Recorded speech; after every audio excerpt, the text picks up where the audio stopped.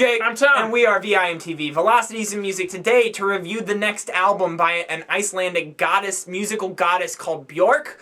This album's called Biophilia. I think that's how we're pronouncing it today, or at least how we've decided to pronounce it. Just bear with us with that one.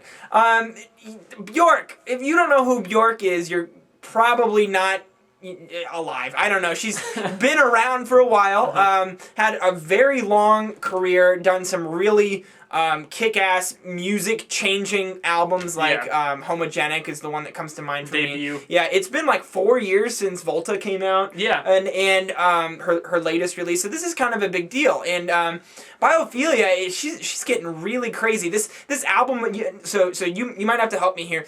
Each track was an app that you could download from the Mac store on your iPhones, and she was working with Apple on that. And I didn't go through that whole process. I don't think you did either. No, I don't own anything. Right. like that could do that. Yeah, but anyways, it's an interesting way of releasing, and I do appreciate it when artists try to find creative ways of marketing their music. It's a new outlet of putting music into a different context that's really never been made before, and that's the kind of stuff that Bjork does. And not only that, this album is kind of dual-natured concept album. Biophilia, it obviously there's each track title has a description. Each track has its own color associated with it.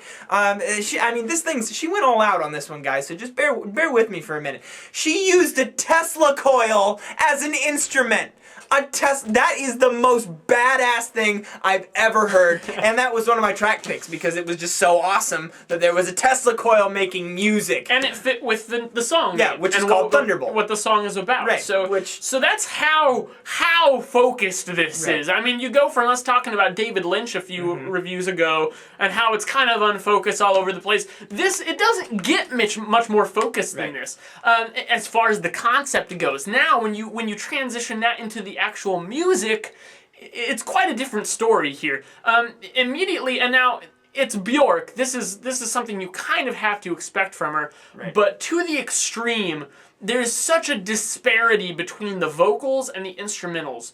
The instrumentals, which are very interesting. You go from the nice, pretty strings to the just absolutely chaotic, like techno rave, just hitting you right in the face with these beats and things. Sometimes at the end of tracks, which only happens a few times, but they're well placed and well used.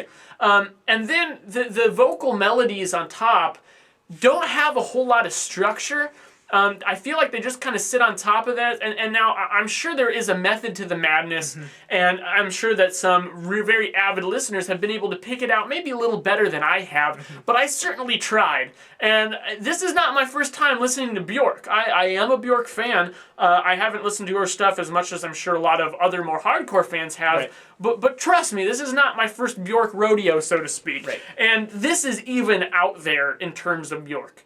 So take that for what you will. I think some people are really going to like that.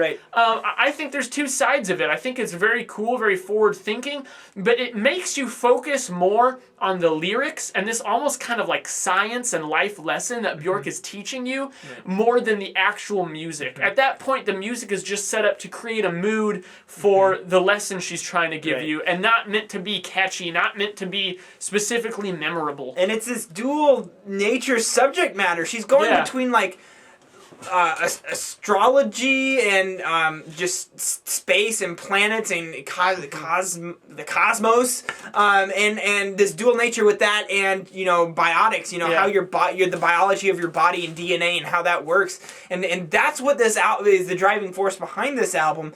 And it's kind of this album is just, if you don't have an open mind, I really don't think that this album's going to get you. It's very off-putting at times. In fact, there was one time, and I think it was track 5 and track 6, the combination of those two tracks, Dark Matter and Hollow, that I actually was just terrified listening to this. And she just has this way of making this just horrifyingly creepy sound that shook me, and I haven't really had an experience like that since we reviewed Swans over a year ago now. And that shows talent. So it's clear that that she knows what she's doing here. She's creating these crazy dark tracks that are all about mood and atmosphere, and then conveying these disassociated in the disparity you were talking about between the vocals and the lyrics and the rest of the music. So that's all present, but it's all done to set a point, and what she's really doing is just presenting you an artistic statement. Yeah. This album is much less music and more artistic statement, and if you get into that sort of thing, you will love this. If you're like me and you respect that, but probably aren't going to come back to albums that drive this, Biophilia fits into that category for me. I really like this. I think that she does a good job, and it's a high-quality release, tons of great concepts driving it and creativity. To me, it's just not something I'm going to come back to all the time because it's so unapproachable. For me, besides the whole artistry of it, just looking at the music, I still liked it better than Volta, to tell you the truth. Yeah. I was not a big fan of Volta. But this album, it's enjoyable to listen to if you're in the right mood, but like you said, I mean, it is hard to dissect, it's hard to digest.